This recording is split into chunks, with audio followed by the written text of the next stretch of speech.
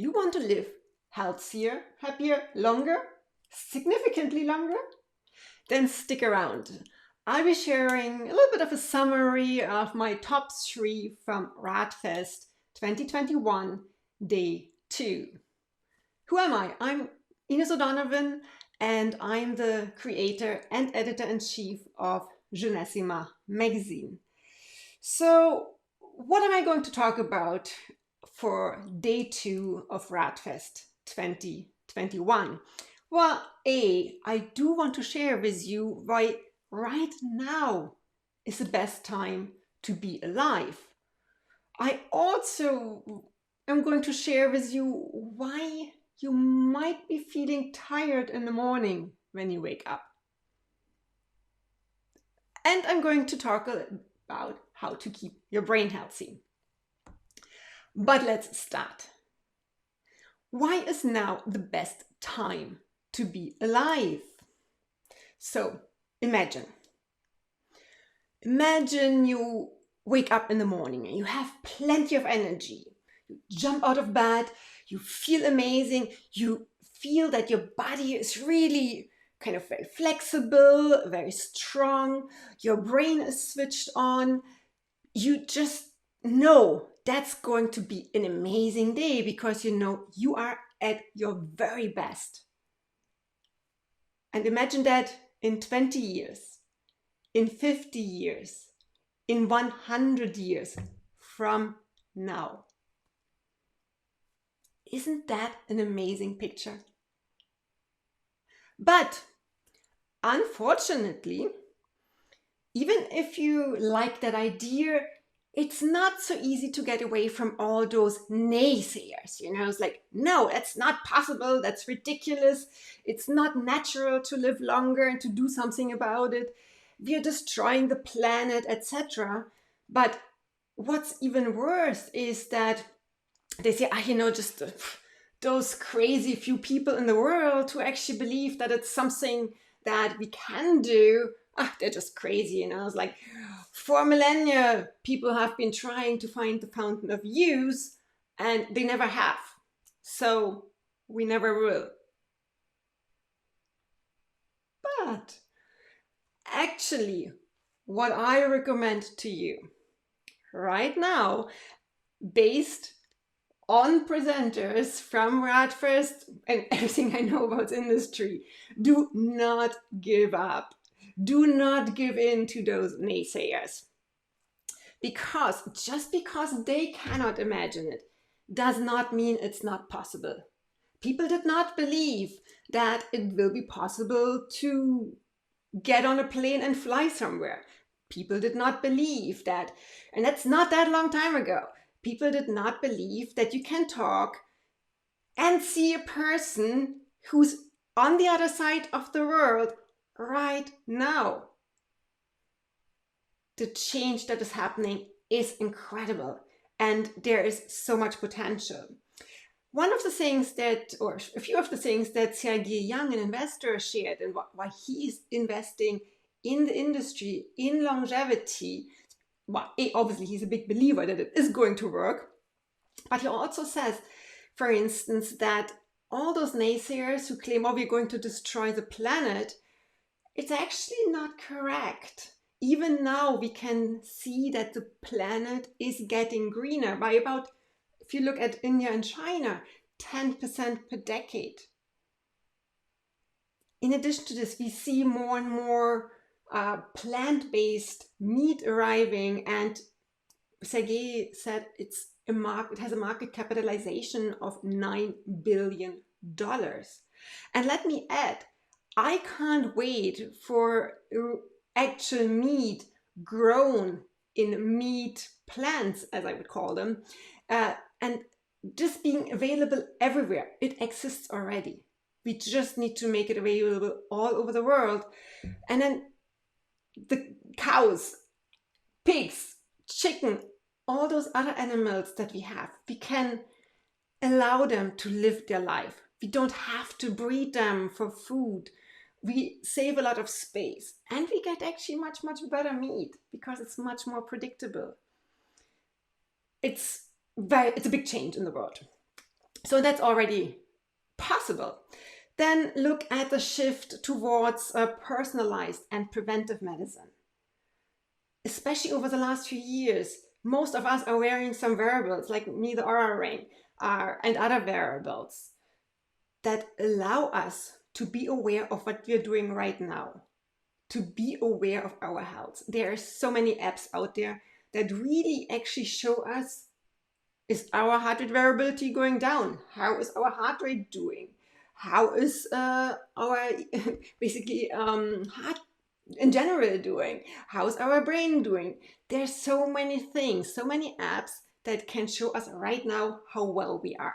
And creating that awareness is super important, and a super important step in order to live healthier longer. Because if we know, we can do something about it.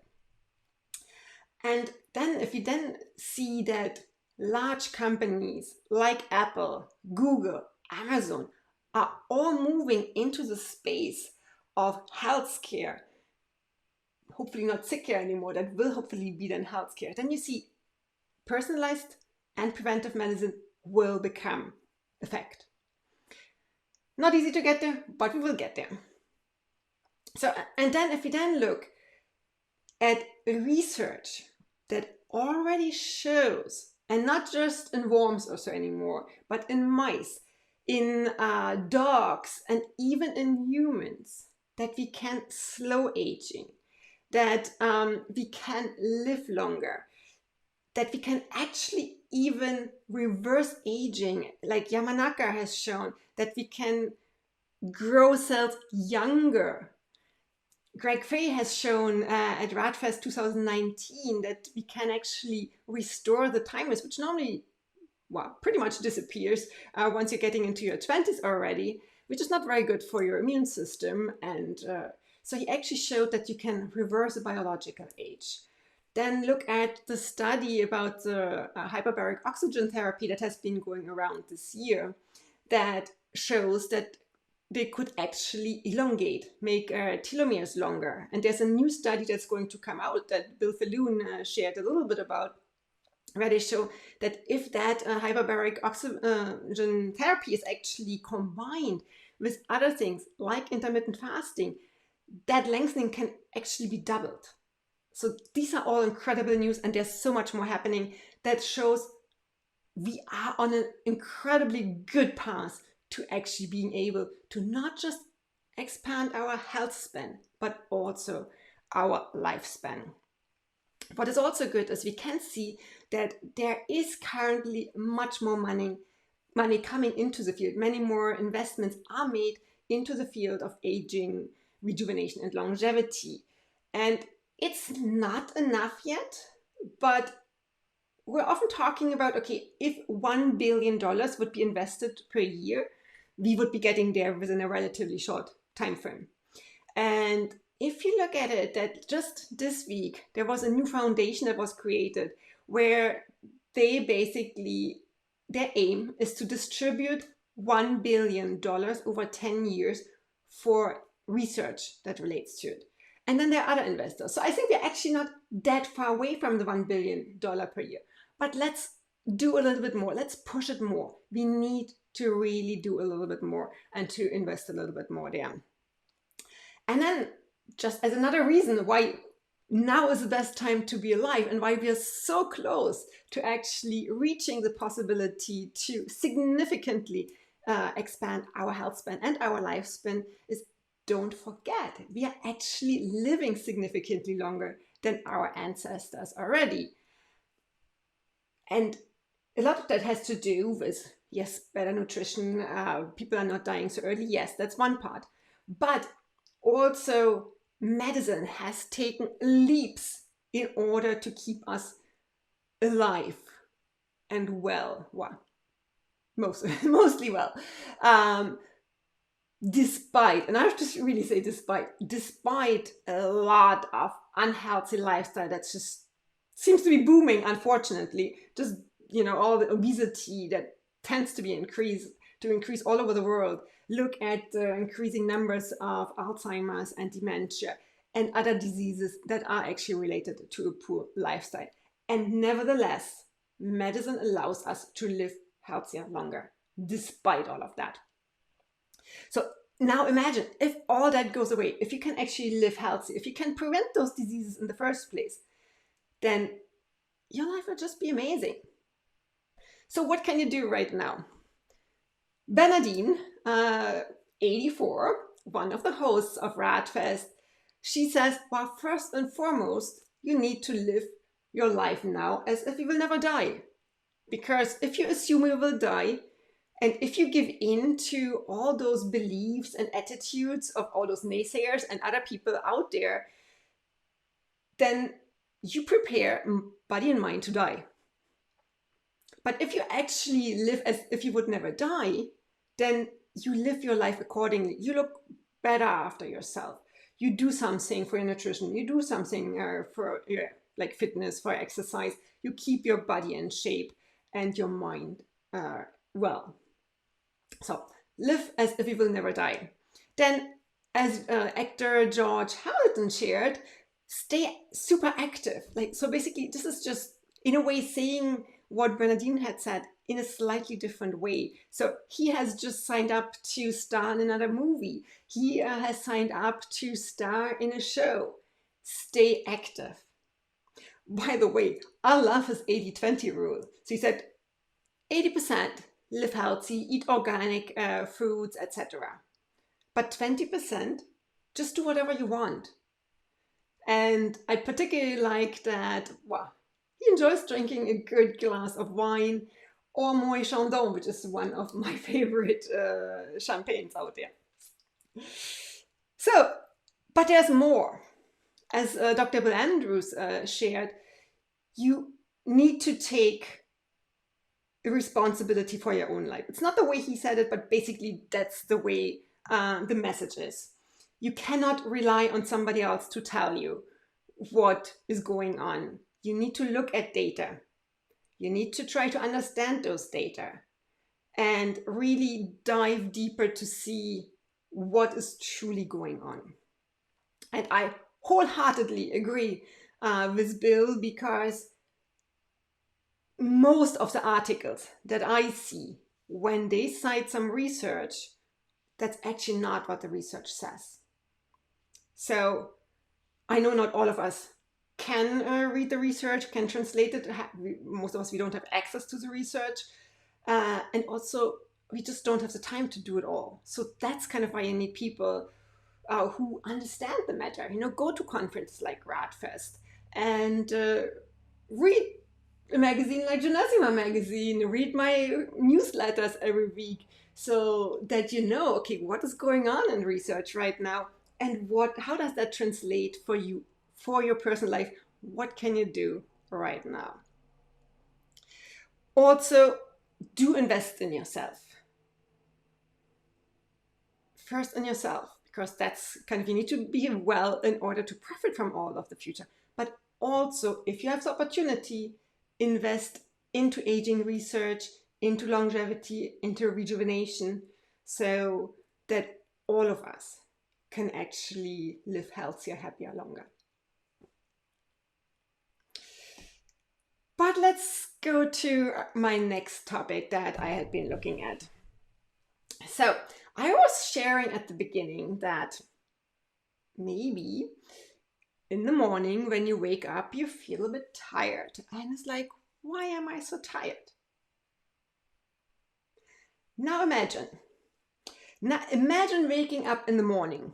You're totally refreshed. You're full of energy. Your body is repaired, and it's repaired and rejuvenated, and you can start the day with full gusto. Unfortunately, that's not something that's happening for that many people. And one of the reasons might be that you're struggling, or a lot of people are struggling with constricted airways without even knowing it. And no, you do not need to have sleep apnea in order to actually have problems, because your airways are not properly constructed, are not open enough.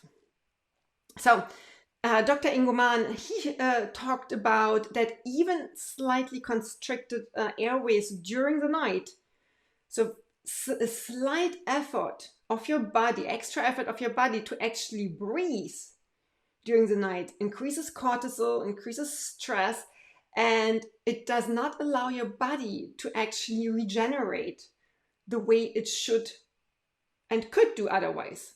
So, and that then relates to poorer immune function, inflammation, pain might go up, and poor sleep has been related to a lot of cancers as well, not surprisingly.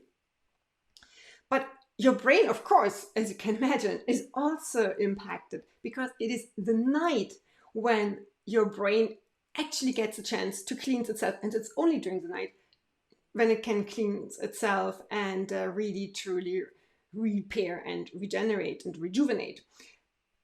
Some of the signs that if that's not happening it can lead to anxiety, it can lead to depression, it can lead to impaired thinking. Even one poor night of sleep, you will see that you can't think as straight, or maybe you will not see, but others will see it. So what can you do? Well, first, check the signs. So are you actually waking up tired in the morning? Are you often wide awake during the night? Are you grinding your teeth? Are you snoring? Are you maybe experiencing some unexplained weight gain? Maybe anxiety is increasing? So all these could be signs that your airways are a little bit constricted and that you're not getting the amount of breath that you actually need. And so far, this is something we haven't really done, but what we should do and what should be measured more regularly is actually a CT scan of our airways, because we just often don't know. And as I said, it's like neither dentists nor doctors tend to look at that because they just don't know about it. So you might want to test that out and get a CT scan to see how your airways are doing.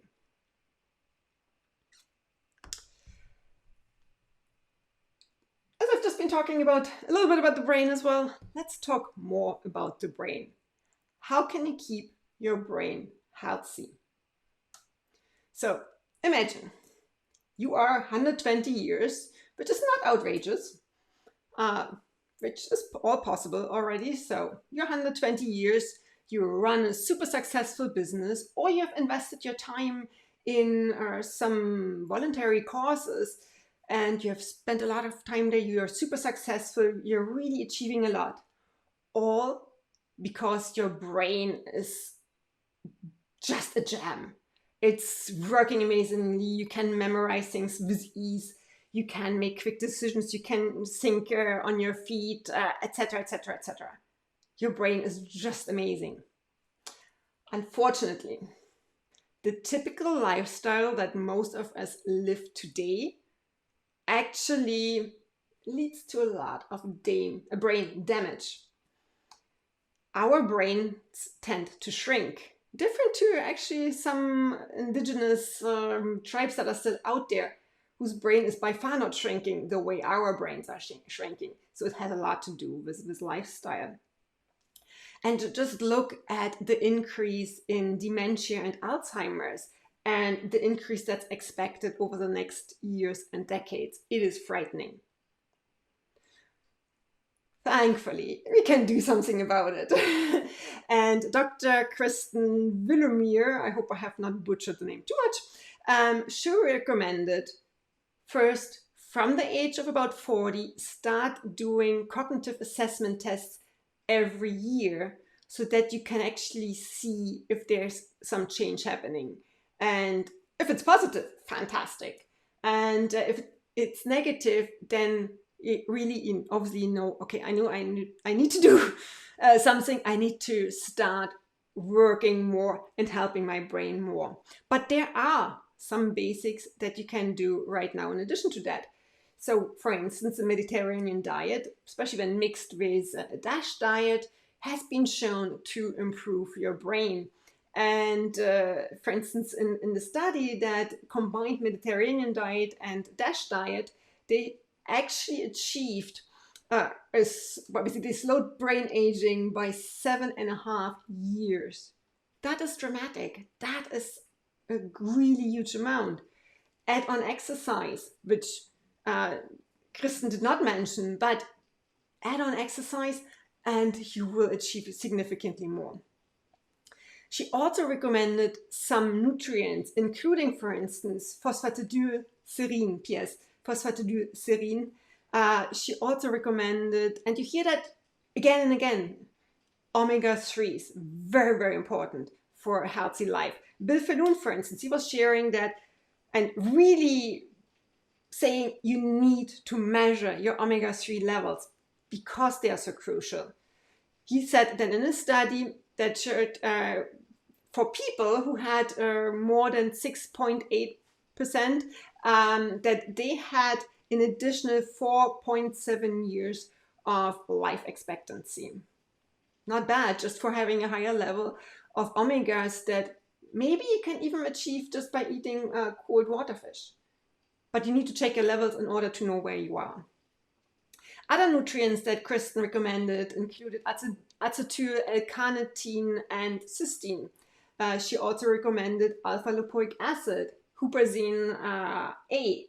So all these are nutrients that have shown to slow brain aging and to improve your brain. Another one, it really is, it's a therapy that just comes up everywhere this year. It's hyperbaric oxygen therapy. So she said that, of course, and it makes total sense, it improves the blood flow in your brain, of course. And also, and that I thought was very interesting, HBOT, so hyperbaric oxygen therapy, actually stimulates the expression of more than 8,000 of your genes. So if you have the chance, then go and use it.